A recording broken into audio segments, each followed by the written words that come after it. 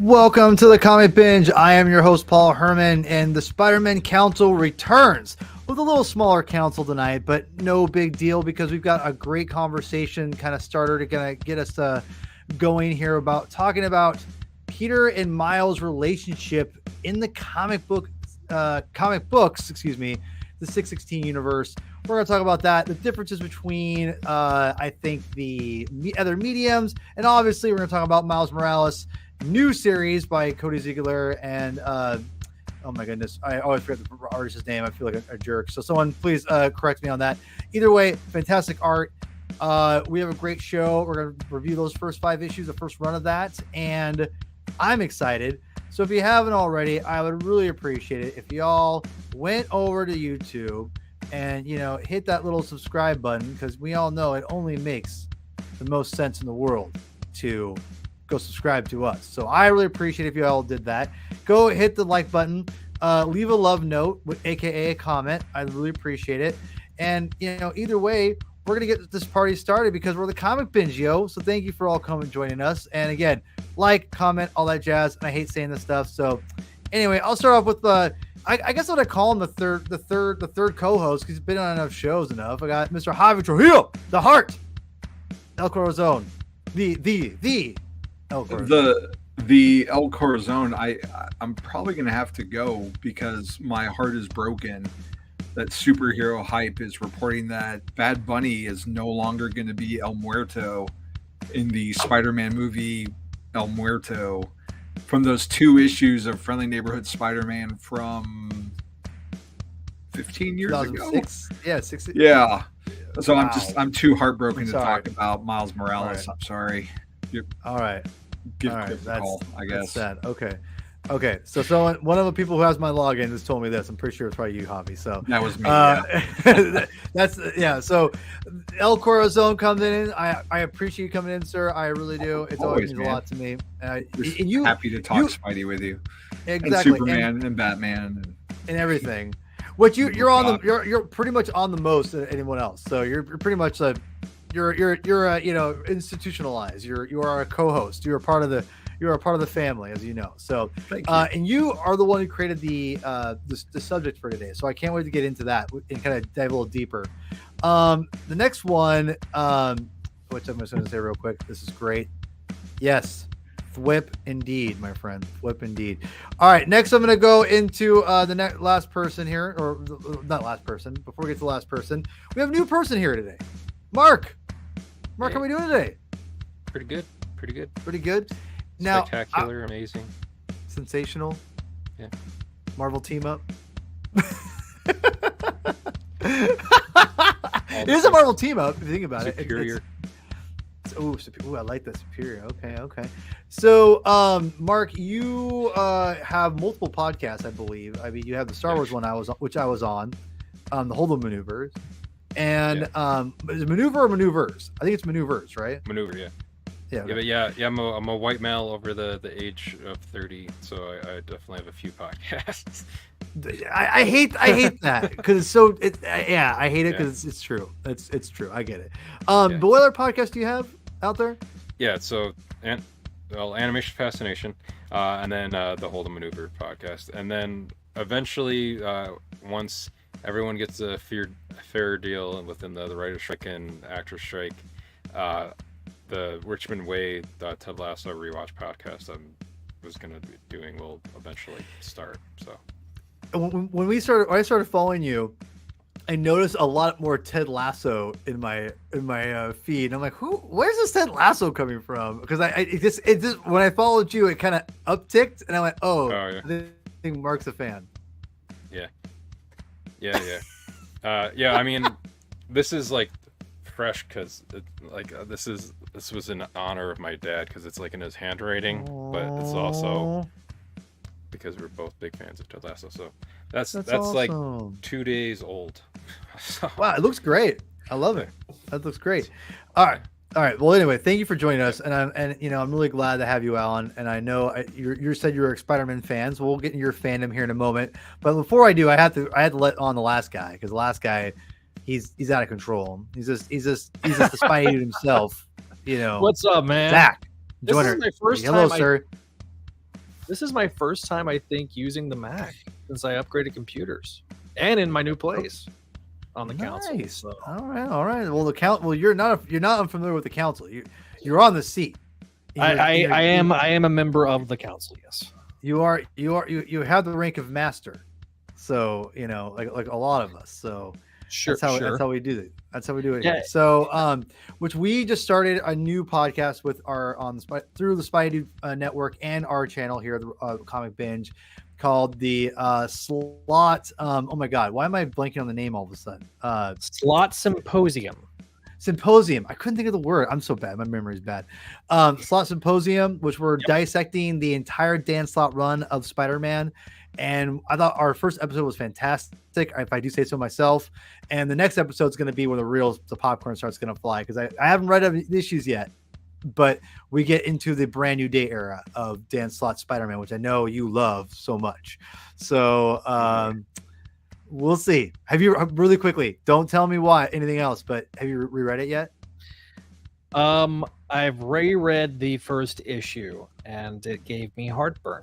So that should tell you everything. Wait, are you talking about the first the free comic book day issue, or like the legacy? Oh, the swing. The swing shift issue is not that bad, but the I'm talking about. Okay, we're not. But this is not slot debates. Let's hold on. Yes, hold on. It was the actual 546 is what gave me heartburn, but I don't necessarily blame it on Slot. So we'll get into that on the symposium. So anyway, before we get really quickly, again, I don't want to be here all night. I know you guys are all late, and I really appreciate everyone staying up late for me, because I really do appreciate it. Really quick, Mark, you expressed interest coming on the council. You're a Spider-Man fan. Give me a little bit more quickly of your fandom with Spider-Man and why you love the character so much. So my origin with Spider-Man began with the 1990s animated series.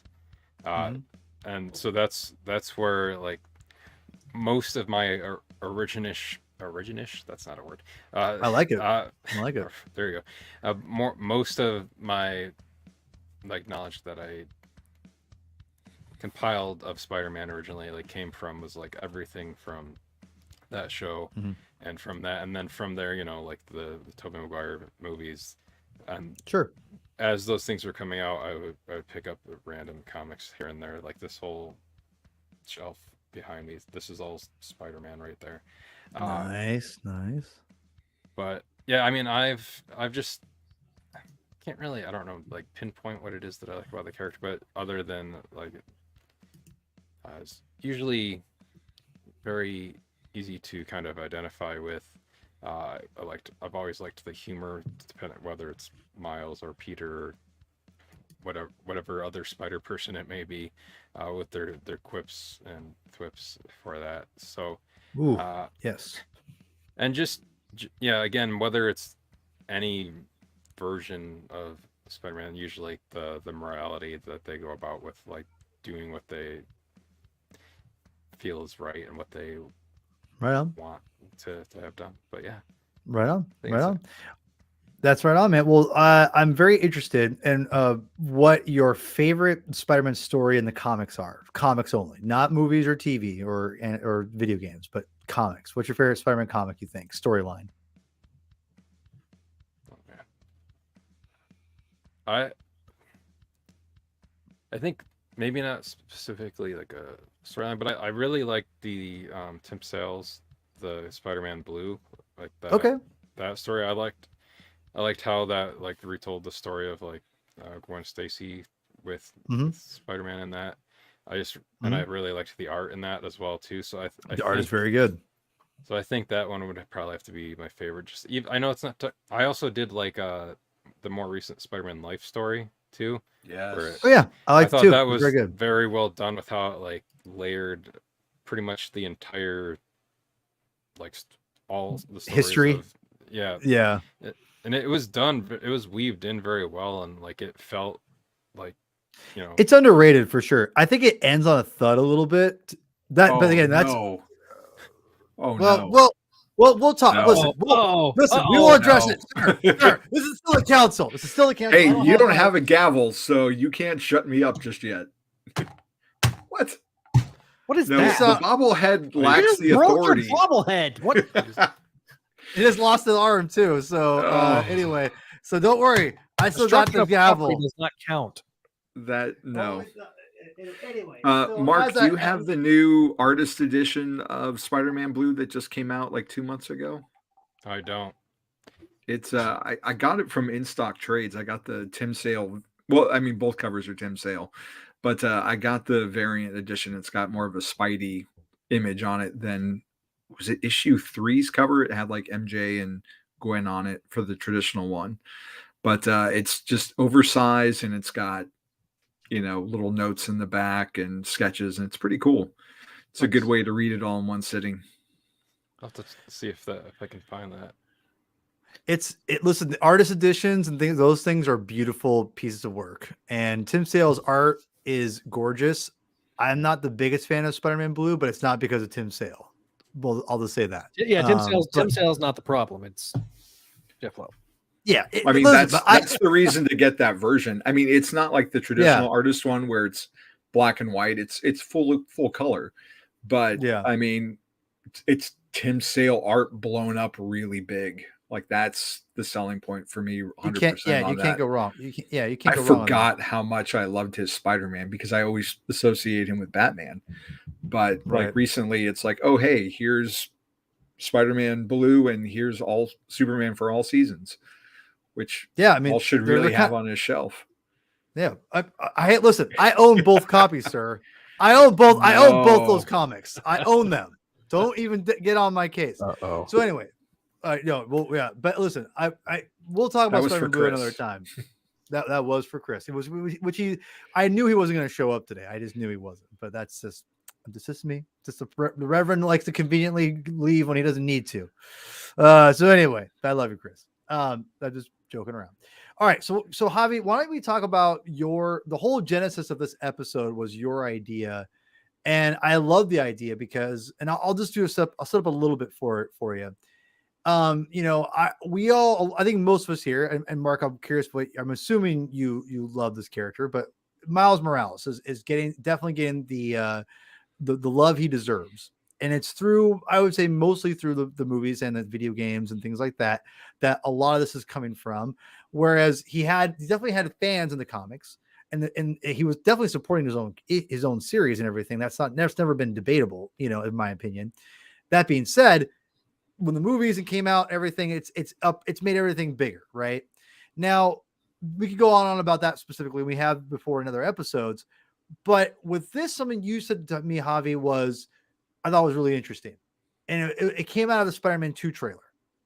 So my question is, you brought up a question to me, and I'll let you say it, but you said, I have an idea. Why don't we talk about why is the relationship in the comics, the 616 comic books, so not as good, or better English here, not as good as what we got in other mediums like the movies and the video games. So I'll kind of throw it to you, and I'll let you kind of spit your ideas here. Well, a little backstory. I stopped reading Amazing Spider-Man regularly, period, with One More Day and Brand New Day. I kept a toe in the Ultimate Universe a little bit, and then I dipped it out. And then maybe it was right when they were about to kill Ultimate Peter off that I kind of went back in and started reading the issues that I missed. And one of the reasons I left too was like Bagley was gone, Immonen was gone. I didn't like the style at the time of the current artist. It was too manga-ish and it didn't feel right. It didn't feel ultimate. But then I wound up loving those issues when I read them. So I was pretty invested again in the Ultimate Universe when Peter died. And Miles was, because I wasn't seeing the Spider-Man I grew up with anymore in the main books. Miles and Spider-Gwen were what I introduced my kids to have them read something contemporary that was Spider-Man that felt like the Spider-Man I knew. So I wound up reviewing, I think it was the second Ultimate volume. I forget what it's called, for the Spider-Man crawl space a long time ago. Back when they brought resurrected Ultimate Peter. But there was something about that title that I always just really loved, and the unique identity Miles had, and how he had similar themes to Peter, but totally different everything else, and it made it fun and fresh. And then Secret War '97 happened, and everything got coalesced into one universe. It And definitely happened.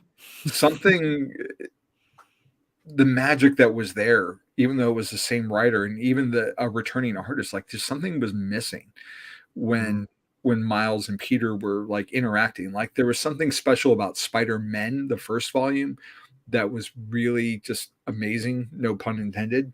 And the something just wasn't right with him being part of the 616. And part of it for me was just how they didn't really explain what happened fully, or what Miles and his family remembered. There's a whole bunch of stuff, and they said answers were coming and they never did.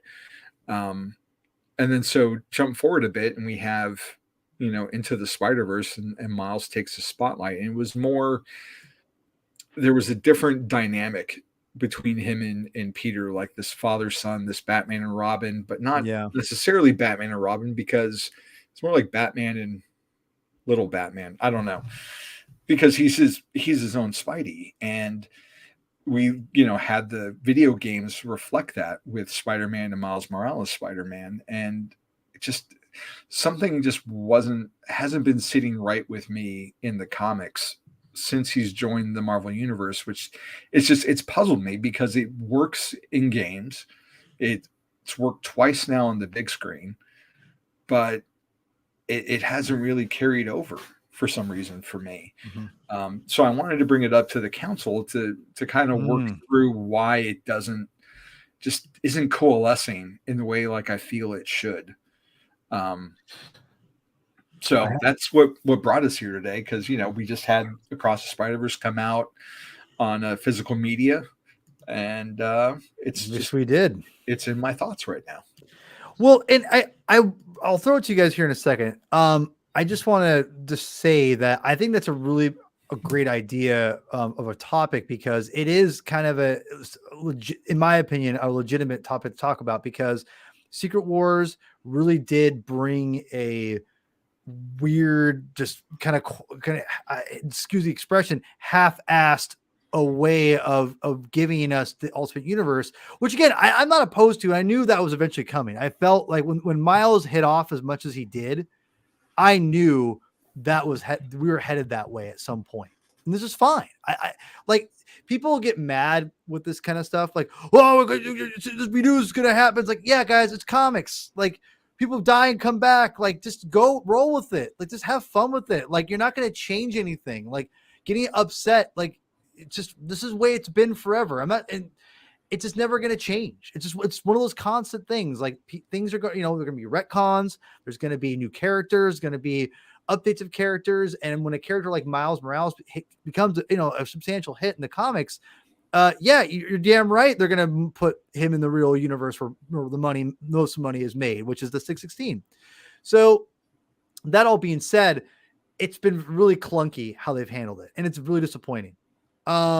Mark, you're the next guest. I'll give you kind of the next free reign here.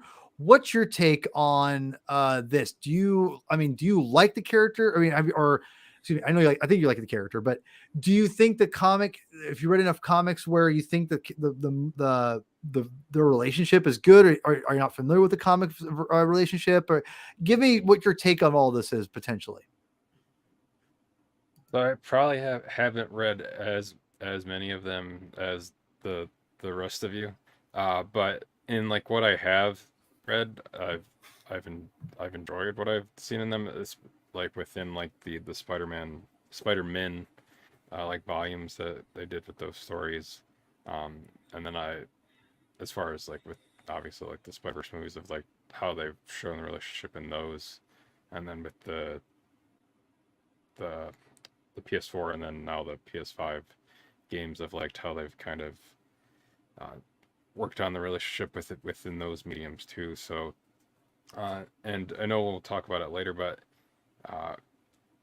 with the Cody Ziegler stuff, I was kind of waiting for Peter to show up in those at some point, like because they keep like mentioning like him, Mhm. like the other one, or like the other, or like just like there was kept mentioning like, oh, this you have like this different thing about you, which was kind of interesting in a way, but like also kept reminding you that like Miles isn't the only Spider-Man in Yeah. that universe, which I guess is good and bad in a way because like he should be able to stand on himself by himself, which he does very well with in that story.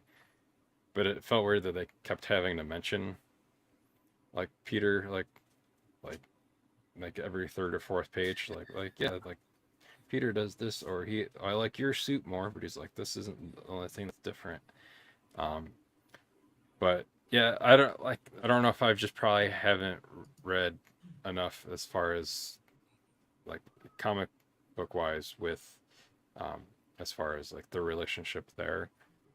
But what I have at least seen with it, yeah, even like in Life Story, they kind of touched on it a little bit in that too. Mm-hmm. And I thought that was interesting how they were able to weave that into that story. But at least from my point of view, from what I have seen of the relationship through those things, that's what I've thought of it so far. Do you think that like I'm assuming, do you like them in the movies together and in the video games together? Or if you played the video games, I'm not sure, but Yeah, yeah. Like I've enjoyed the Insomniac games, and then um, I haven't played the Miles game yet. Just 'cause with the way that I play those games, I have to make sure that I have every single thing done. So even Mhm, though mhm. the original PS4 one came out like 5 years ago now, I haven't gotten like every single thing in it yet. So Yeah. yes, even though I have the second one pre-ordered, my son actually um, bought himself uh, that Spider-Man 2 PS5. So that's sitting in the Nice. other room.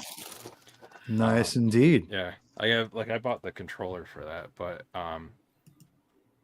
yeah, I liked how they've done Miles in those, and I did also like I don't know if anybody else like the Drake Bell Ultimate Spider-Man animated series, like where they first kind of introduced the animated Miles in that with Donald Oh, Glover yes, Yeah. yes, yeah, as yeah, Miles in that. yeah. Yeah. No, I made a face. I have feelings about Ultimate, but that's not that Yeah. part of it. Is That's not. because you're bitter about Spectacular and that it followed Spectacular. You could have followed Spectacular up with a better series than Spectacular, and you'd be like, "This is crap. It's not Spectacular." You never gave I Ultimate am. a chance. Listen, I understand that I have a bias, but Yeah, I a like what they did little. with I did a whole podcast about specs, so I am biased. Okay, I like Ultimate Spider-Man. It's not perfect, but it's fun. Okay, there. the first 2 seasons are terrible, but the latter 3 seasons are better. You know what? I got something for you. That's where you're wrong. Anyway, Mark. Back to you, and maybe we'll just hold on. I think I forgot to do something here. So anyway, back to you. We yeah. So anyway, what? So do you like them? And I'm assuming you like them. You're wearing a Spider Verse shirt, so I imagine you do like the Okay. relationship in the Spider Verse movies. Yeah. Okay. And I think maybe, yeah, like I know personally, specifically for me, that like I like the kind of like almost like the father son dynamic between Yes. them. Like I know like Miles has like a few father figures basically, at least in the first movie between Peter, his actual dad, and as well as his uncle. So he's got the three in there that he can kind of take different aspects from to in Mhm. three different areas. But yeah, I really like, and then even in like Peter's not in it as much in Across the Spider Verse, but Yeah. His they presence is still felt. yeah, they still do like keep that presence there, and like they even uh he even like talks basically about like how like his relationship with Miles from the first film is what inspired him to want Which is awesome. yeah, but also kind of like an awkward like weird thing like And then Yeah. I'm still trying to figure out like the whole timeline to that between the first and second movie for exactly how long. We can't that kind of stuff you can't think too hard on, in my opinion. But Yeah. that's just me. I know people want it, like people love continuity, and like I come from the Star Wars world, like you probably are aware of, and everyone wants to know where up to the last where up does a bathroom break happen for Luke in between Star Wars Volume 6 of the Marvel Comics to like Heir to the Jedi, and it's just like, oh guys, you're thinking way too hard of this stuff. So, but no, I get you. No, so it's interesting that you brought up the fact that you touched on something here I want to talk about real quick. You talked about how you like the relationship in Spider-Verse because of that father-son dynamic. And Javi, you brought that up too. You're trampling all over my point that I haven't. I was just gonna throw it to you, sir. Just give me a second. This is what the lead does. Okay, wait, hold on. Order. Look at you made his hand fall off. Okay, I didn't make his hand fall off, sir. No, yes, you did. I had to use the gavel, so therefore, there you go. Before I throw it to you, Zach, I want to say that I think that to me might be where the strength lies more than the comics have. But before I get to that, I was going to tee you up here, Zach. Okay, all right. Dovetailing on your point, Mr. Paul. Yes, please go on. There is two things that I think are at play when it comes to why Miles in the comics has not, as a member of the 616, does not work as well. Hit it on me. Number one, you take away the legacy character element by bringing him to the 616. You look at the other media, he gets to be that legacy character in the Insomniac games, in Across the Spider-Verse. But by bringing him in the way they did, he doesn't get to be that way as Spider-Man. Conversely, I see what you're saying. Okay. Conversely, what they've done in other medium, like the Insomniac games and in Across the Spider-Verse, it's not a Miles problem, but more of a Peter problem. Peter doesn't get to act like and be an adult because of the Arrested Development that they have kind of put that Peter in that box. But if you allow Peter to be acting like more of an adult and acting like he can handle the responsibility of a mentorship role, then you can allow that relationship to develop. And I feel like that is one of the big issues those are the two big issues that kind of coincide with one another. You take away the uniqueness of Miles by bringing him out of his own universe and integrating him with the 616, especially like you say, had they been fair to the audience and explained, because you don't know what counts and what doesn't.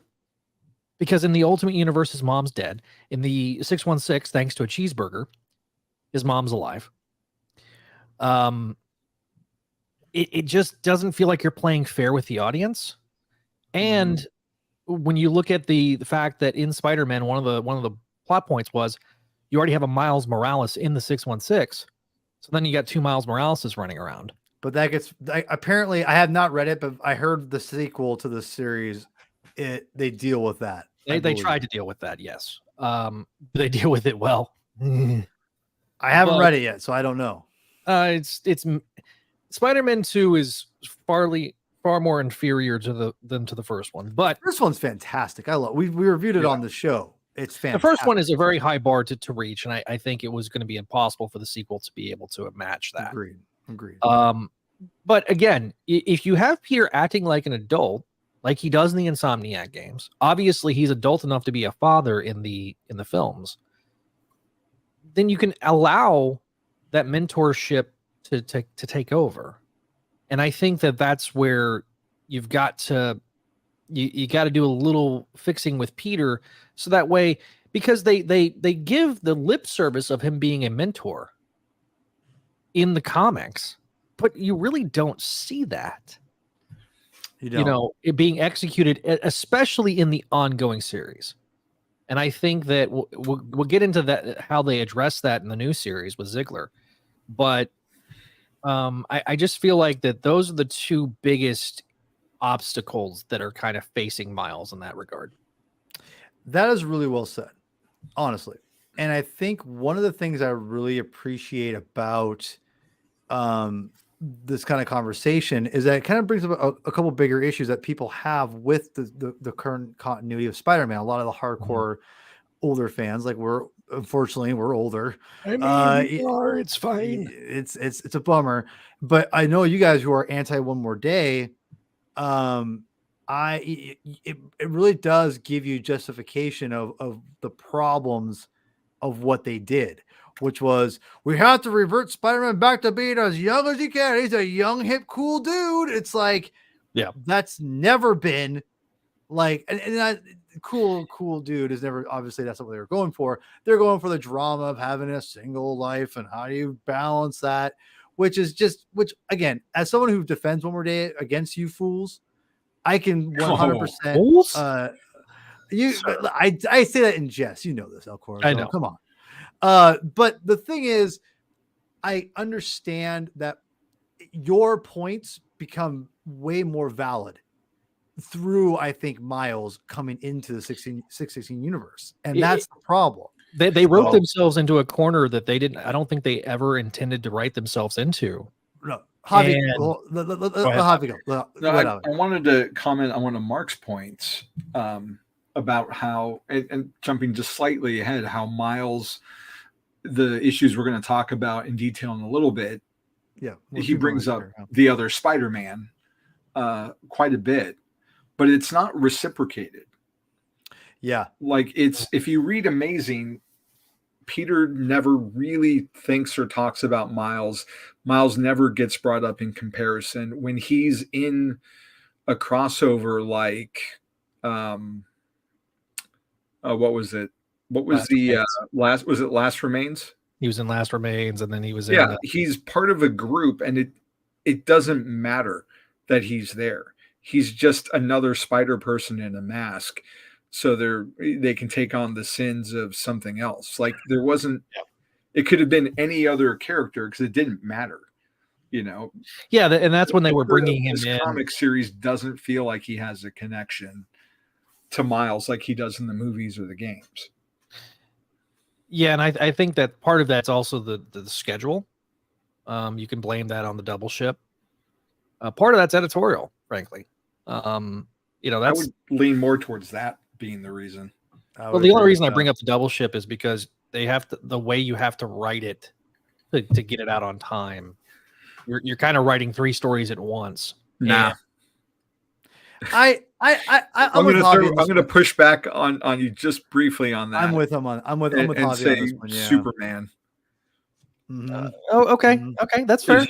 You had at one point you had a Superman comic every week by a different creative team, right? And they made that work as a continuing. And again, the editorial element was, and you look at like when Danny Fingeroff was editor of Spider-Man, back in the editor. Danny was great. Him and Ralph Macchio both. They were very hands-on, and I feel like there's a lot of laissez-faire editorial stuff where they kind of let the writers write, which can be good and bad at the same time, because you have to have somebody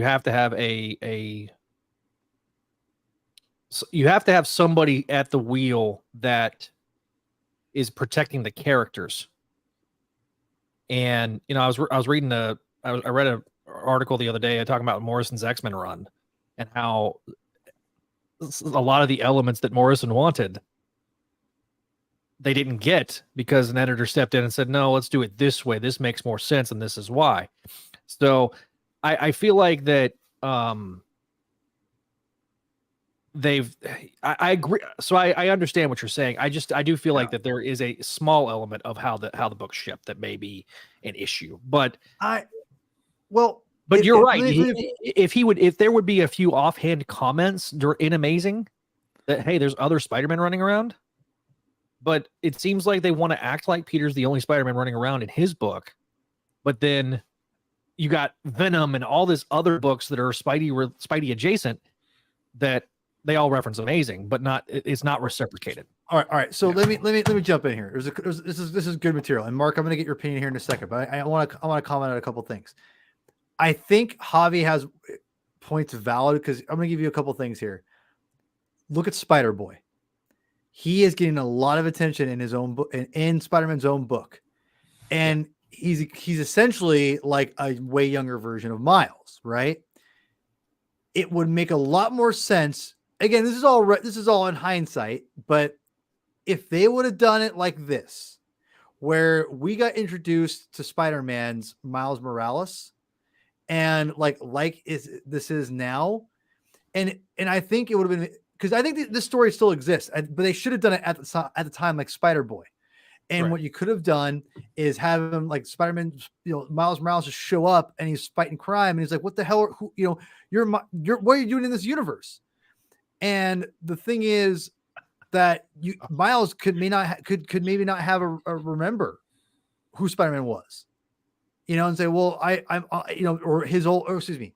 He may not remember. You can write him. He doesn't remember the Ultimate Universe. He just got, he has this is here and now, right? You can easily explain that because he transferred from a different universe. So you can give him a universe brain or some crap, right? Like you could easily take all that previous stuff out and not worry about it.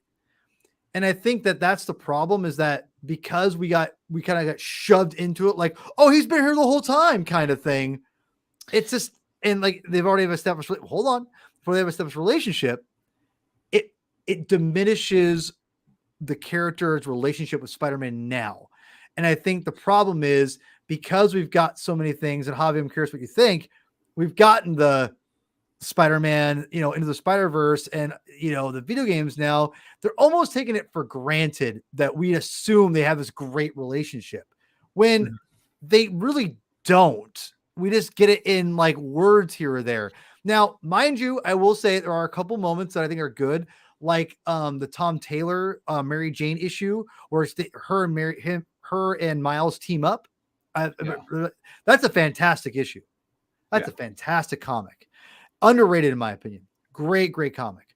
And I would say that we need more stuff like that. One-shot fun adventures, not just like great team-ups, big team-ups to get people to like buy each other's books, especially when you're wearing the trash can costume when he was for a little bit there, because that was god-awful.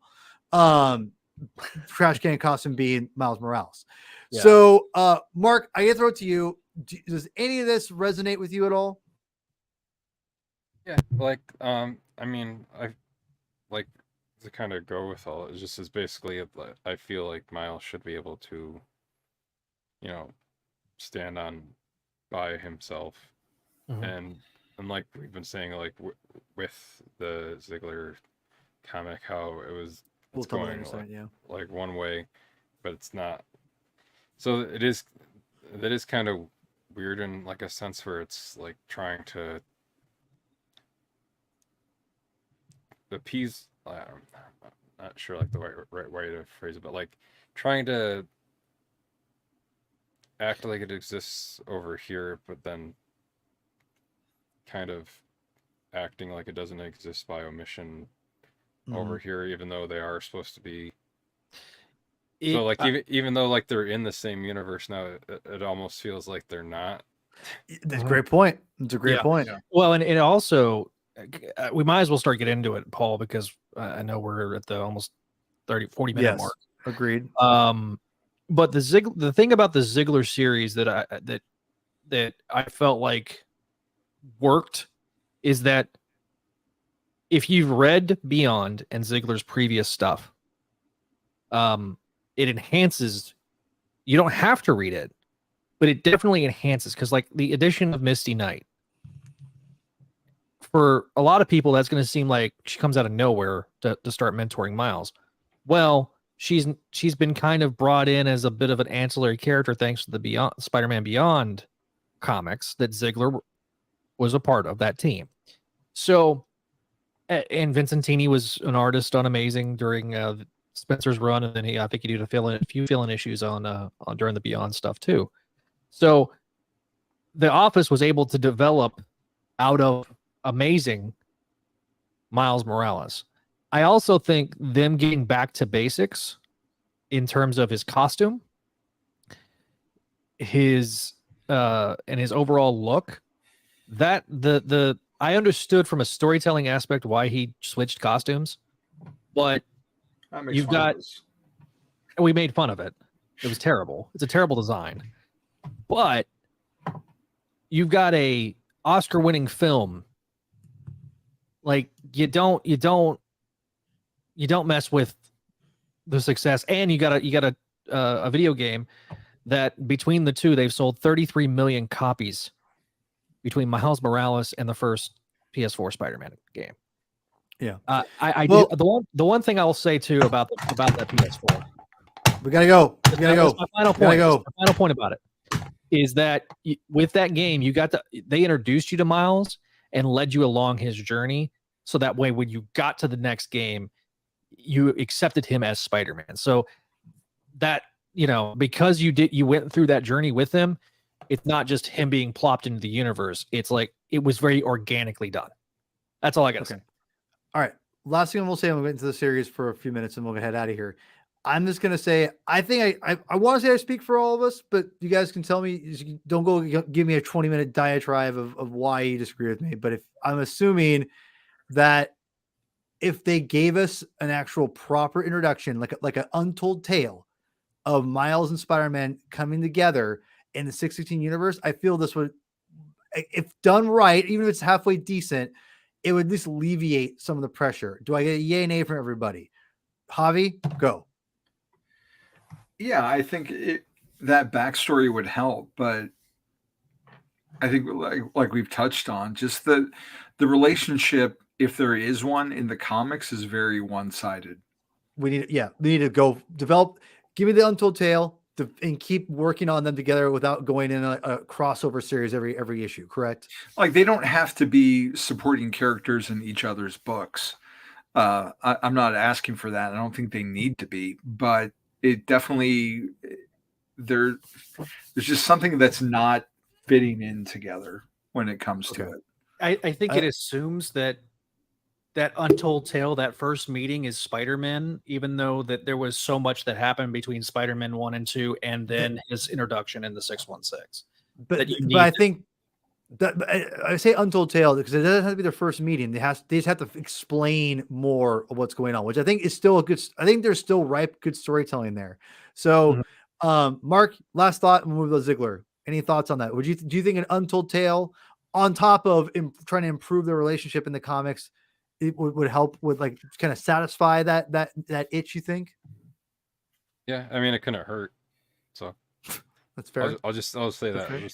That'll be short and sweet. Couldn't hurt. There you go. There you go. All right. So we're moving on to Ziegler's Spider-Man, which I want to talk about this when we brought up this issue, the Javi brought up, because I read the first issue when it first came out and I liked it. And I just got busy and I'm reading it digitally. So I just forgot about it. And I wanted to come back to it. And I thought it was a good opportunity to bring this up because I'm glad I did, because I was like, all right, I'm going to read this. I'm going to read the series. I really like this. I think Ziegler is a fantastic writer. I thought he did great stuff on the Spider-Man Beyond stuff. I didn't finish Spider-Punk, but that's just the alternate universe stuff gets too much for me at times. And it was too on the nose. Not because of him, but just it was too on the nose for me as far as the whole punk rock, aspects and everything. Clever, right, but just not, whatever. Again, nothing against him. And I thought his work on She-Hulk was great. I thought She-Hulk was a great MCU show. I'm not a Rick and Morty fan, so I can't really speak for his stuff on Rick and Morty, but his Spider-Man comics have been really, really good. And I will say this Miles series really, I thought, did a great job of giving us a different, not an interpretation of Miles, but just giving us a different side of Miles. And I just where he went with the character by incorporating new characters with old villains and putting them together. And I thought it was a really well-balanced story. and I thought he juggled the very vastly big supporting cast that he has pretty well. So yeah, I really enjoyed these 5 issues. I thought they were really, really good. And Valentino's art is chef's honestly, Vincentini's art. It's a Vincentini. Yeah. You mixed Federico and Vincentini's name. All right, Vincentini. Sorry. Vincentini, again, terrible names. I apologize.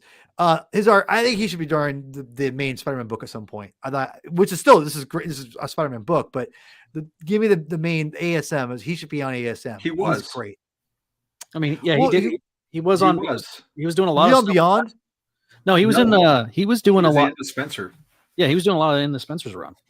He did a ton That's of where we things. know him from. Yeah, he did the. I'm so bad with names. So but he should come back. He was doing a lot of during Last Remains. He was doing like the side. Remember that's the LR issues and stuff. Yeah, but I mean, like, Mary but Jane give and him. Norman. Yeah, but give us like that's what I'm saying. That stuff doesn't count as much for me. Like, give me like the main. No, give him but the even main still, book. like when we got to like Sinister War and Yeah. Chameleon Conspiracy, he was doing like, a third to half of those books or doing them solo. He was a part of the regular rotation. Yeah. To be fair, I don't remember that stuff. That stuff is all kind of That's okay. yeah. So It wasn't that anyway, there's issues with that, but we'll get into that later. Yeah. That's another but- council meeting. That's another podcast. Another council called meeting. Spidey to Experience. so Dogs. so Mark, before I throw it to the other guys here, what do you think about reading these comics? I really liked them. Like you were saying, I really like Cody Ziegler as a writer. I enjoyed what he did on the She-Hulk animated series. My dog Sylvie enjoyed it as well. It's all good, man. Hey, it's all good. But yeah, I liked the voice like that he gave Yes. to Miles in this. Like I thought it was like a very authentic. It didn't feel like it was like didn't like feel like fake or like it was trying to sound like something. It sounded like an authentic version of Miles or like a younger teenager just living with one like 10 feet away. It felt like what someone that age would be saying or like reacting to certain things in that way, and I liked how it was portrayed in that. I also like recently, because I know they did Sony Pictures Animation did like that short with that they haven't released yet, but with like Miles like dealing with like anxiety and stuff like that. Mhm. Yeah. So I also liked how this story kind of incorporated it wasn't like the whole story in there, but it was like kind of subtly weaved through the 5 issues of that, of like him kind of just dealing with mental health stuff too. So I liked how that was a part of the story in addition to, the more comic booky stuff about, like trying to take out like Scorpion or whatever else was going on in the issues. And I did like how it played off of the whole, like Miles won this lottery to be able to go to the school. Love But that. Who Loved didn't? it. Who didn't win it? So I enjoyed how they worked that. Her suit was interesting too, like just like the screen on the face. The name that they gave her was maybe a little left to be desired there. Names are so Yeah, hard to like but- get, in my Especially opinion. because but all the good ones are already kind of taken. this works for me, and I just want to add here that I like the fact that he went back to the lottery, because I totally forgot about the lottery until we reread the original Miles issues way back in the day. So bringing back that whole aspect, and again, I'm not sure if they've confirmed that in the previous series. I dipped out of that real quick. Sorry, guys. Not my thing. But Well, but hold on. I'll throw it back to you in a second. But I just really liked the fact they went back, confirmed the lottery still exists, and how that just there are casualties to when you're dealing with this kind of stuff, which I thought was a great way to show it. Zach, please tell me what you think of these comics. So I really enjoyed them. I remember reading the first issue and being kind of blown away. Ziegler was during Beyond. Ziegler was the guy. If you've listened to Spidey Experience in our show there, I was very concerned because I didn't know what to think. His episodes of She-Hulk were the ones that I enjoyed the most, so I had nothing to worry about. These 5 issues are really, really good. It's a strong foundation. I It do is. like that they bring the journalistic element that Ahmed established, and he used that to his advantage. It feels very much like Mayday Parker in that regard, and how the internal monologue is written here. And so I think Ziegler, he got into the character. And to me, this felt much more character driven instead of trying to put Miles in a situation like Ahmed did. I think that handling the supporting cast and kind of, you don't have as many people that you're dealing with, but you've got, adding Misty Knight was a great touch. The relationship between the Vulture's granddaughter and him, I think, is great because it's already previously established from Champions. So again, going back and taking the elements that are working with Miles and really leaning into that, I think is what Ziegler accomplished here. And you got to give him credit. Also, bringing in a classic villain that's not being used like a Scorpion, and later on, the Hobgoblin. That's good stuff. You got them on the bench. You might as well use them. It makes it feel more a part of the 616 and the Spider-Man world. Javi, what is your take on this? I'm very curious. You liked Miles stuff, and so I'm curious if you've read this before. Or, I think it's the first time you read it, right? Yeah, this is my first time. I threw my hands up in the air at the end of Miles's lackluster Clone Saga, and did not get into the whole final arc.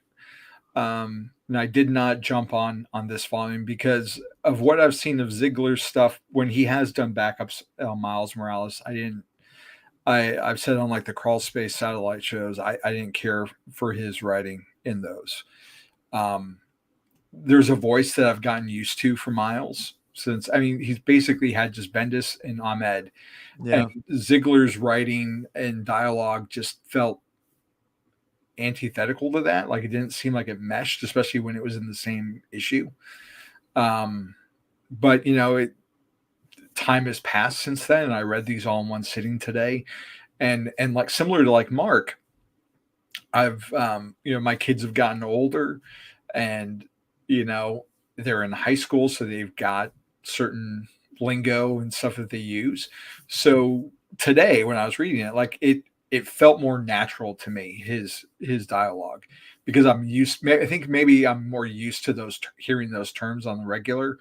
And it doesn't seem out of place like it did when he was writing Aunt May and Doc Ock during the Beyond storyline. Love that issue. So I was really surprised because he's built on everything that we've seen from past writers. So I really appreciated that.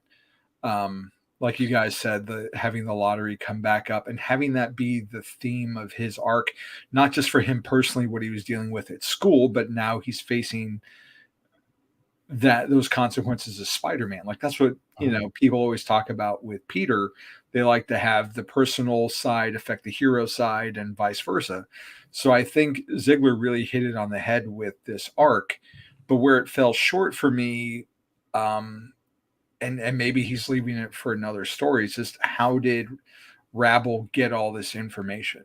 Like her motivation was good, but we don't learn how she figured, unless I fell asleep while I was reading it. No, it's addressed in later issues. I will say that. Okay, so after this arc, then yes. Well, that's where it fell a little short for me. Well, let me just add. Let me just add really quick. I'm sorry, Javi. Really quick. I assumed because she was so obsessed with him and how all the technology that she had, she was able to follow every step that he had and found out that he was Spider-Man. That seemed very natural to me. I'm not sure if that's how it went, Zach, but that's what I assumed. It seemed practical in that way, anyway. Beyond Corporation plays a role. I'll just say that. That's fair. I mean, Okay, there are interesting. other people that won that lottery. So, like, yeah. why this kid specifically? Just, I mean, There's a couple of what number titles- was she? Like 41, and he was She's- 42. Yeah. Like, Yeah. why not go after 40 or 44? That's valid. That's So, a valid criticism. And there were elements of her that reminded me of the Tinkerer in the PS4 game. Yeah. Mhm. Yes. Like visually. So not giving away anything for the game for those who haven't played it, but just I haven't played it yet. visually it kind of reminded me of that. And then to hear that she was Rabble, I was like, oh, okay. But I like that we do have a new villain for Miles, because I think that's really important. Because back when he got started, it was the Ultimate Universe. So, we had a different Ultimate Scorpion than the one we saw in the Clone Saga, the Ultimate Clone Saga, and we had a different Prowler. So they were Spider-Man villains, but they were different. And so I think it's important that, he's going to run into some of Peter's foes, like the Rhino in the beginning of the Ahmed series. And obviously we got Scorpion in this arc. But I think it's important that he has his own rogues gallery as well, which is something we've seen a lot of. That's also been a kind of a big issue with Miles since he's been brought over. Is you gotta, it kind of goes back to what Mark was saying. Miles has got to also stand on his own too. He can't necessarily be intrinsically tied to Spider-Man, but he's got to develop those own type of villains. And I do credit, Ziegler for trying to establish a villain in a very classic Spider-Man way, like you say, Bobby, where it ties into both the sides of his dual identities.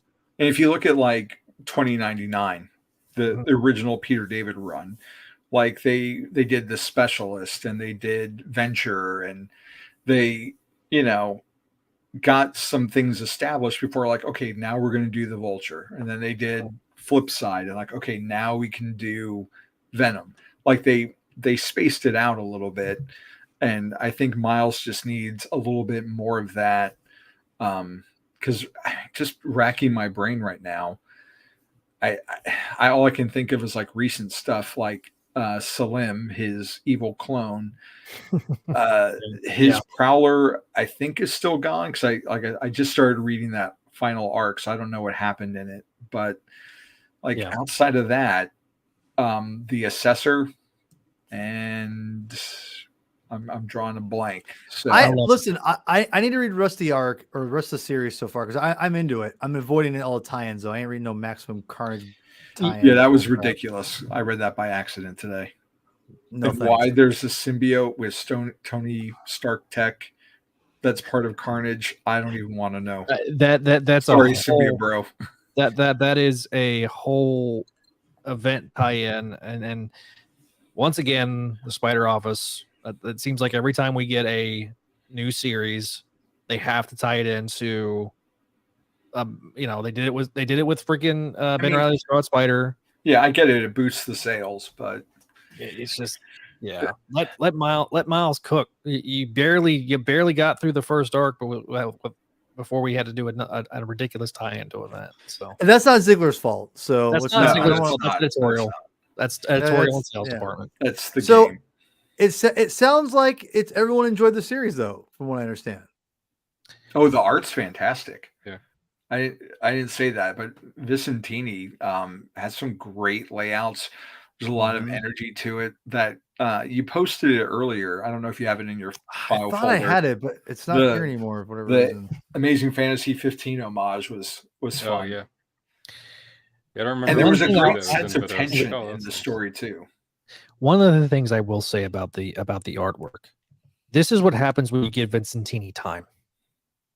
Yeah, and it seems like guys like him and Baldy on Ben Reilly, because I just got done rereading Web Warriors for a future episode on the channel of Make My Mayday, and comparing when they have time to when they're like rushing to get a book out.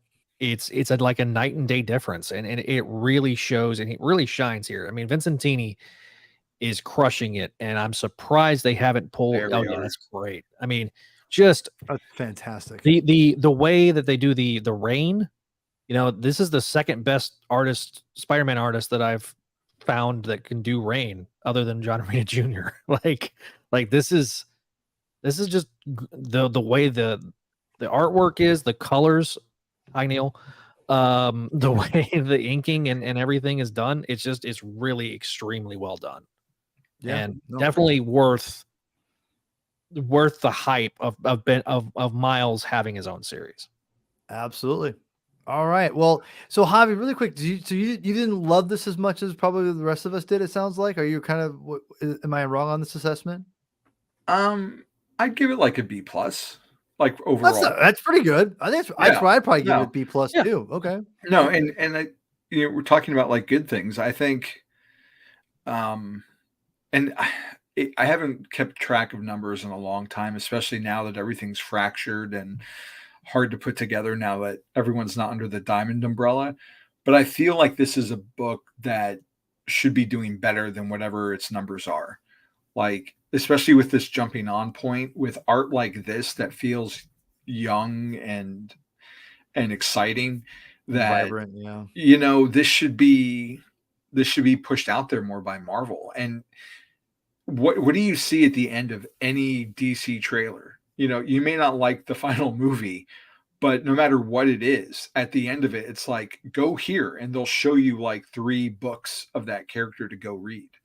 It's what And we've talked Marvel about doesn't here. do that, Yeah. which is really unfortunate, because these movies are, Across the Spider-Verse is the second highest grossing movie of the summer, second highest grossing movie of 2023 domestically.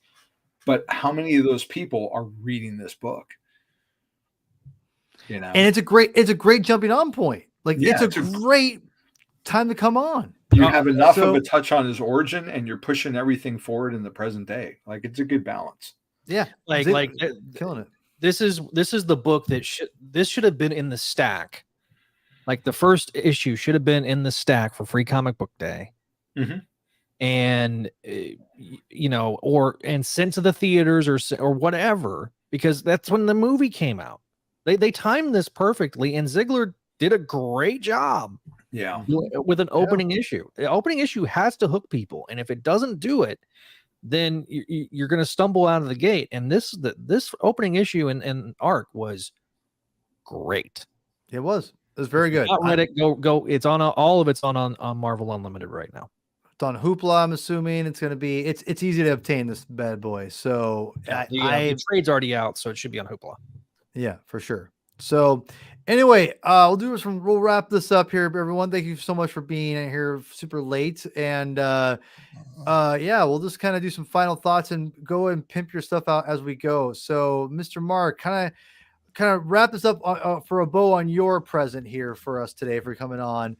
What's your what you got? What's your take on everything? Last thoughts, and pimp out your stuff, my friend.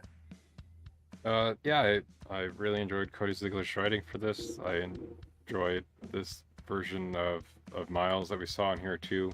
Looking forward to more from him. I can also wait for 5 years until we finally get beyond the Spider-Verse, because they can take as long as they need to for that.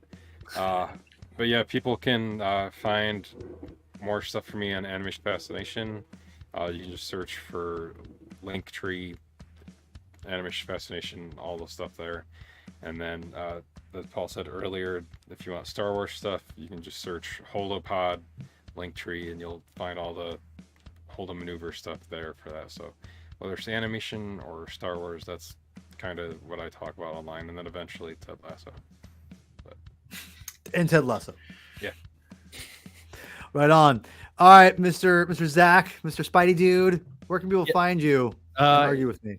All of our shows on the Spidey Dude Radio Network, including the show that Javi hosts, Amazing Spider-Man Classics, is all over on spidey-dude.com. You can find our video podcasts of Spidey Dude Experience, Make My Mayday, and Slot Symposium over on the youtube.com/Spidey Dude Radio Network. You can also find me at Twitter. The handles below, at Spidey Dude Radio, and then at Spidey Dude Network on Facebook, Instagram, Threads, and patreon.com/Spidey. Oh, okay. Nice.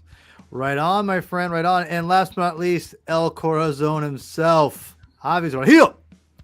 I'll try and be as Peter Vera as I can. You can read my 007 comic reviews on the JamesBondDossier.com. I've got comic reviews on BatmanOnFilm.com for, oh my God, Catwoman and Batman: The Adventures Continue, Batman and Robin, which got posted today, Batman and Robin #1. And not that I do a pick of the week, but if I did, Batman Gargoyle of Gotham. That just came out today by Raphael Grandpa, and it is amazing, amazing book. It's a Black Label book, so you don't have to worry about continuity. And they even have a noir version. That's how much they loved his artwork, that they released it in black and white and in color today. And then, of course, Spidey-Dude.com. I've got an unboxing video for the PS5 Spider-Man 2 controller. I just got the Amazing Spider-Man 2 / Spider-Man No Way Home Andrew Garfield unboxing up on the channel as well that you can give a watch. And then my own YouTube channel, Up to Speed. The Flash, Up to Speed with Wally West, where I break down an issue, an episode, and get you up to speed with my second favorite DC character. And I should be filming another one soon now that I'm not sounding as horrible from the bronchitis I had. Hey, you sound good today, buddy. Yeah, thank you. Great. And you can find me at the Comic Binge YouTube channel. Like, subscribe, all that crap. Twitter at Herman22 with 2 N's, aka P Thug. Lots of Star Wars stuff coming down the pike. For other, the saga continues. The Star Wars Newsnet show that I do every other week. We're doing that. Lots of stuff going on. We'll have more Star Wars on here. And Nights Never Die had a banger of an episode last week. I'm trying to set up next month, and I'm just like, I've got one episode in the bank. We're doing Superman next month. Finally finishing up World Saga. Can't wait to do that. But I also got to figure out what my Halloween themed episode. So I'm assembling crews for that, as trying to anyway. So yeah, lots of great stuff.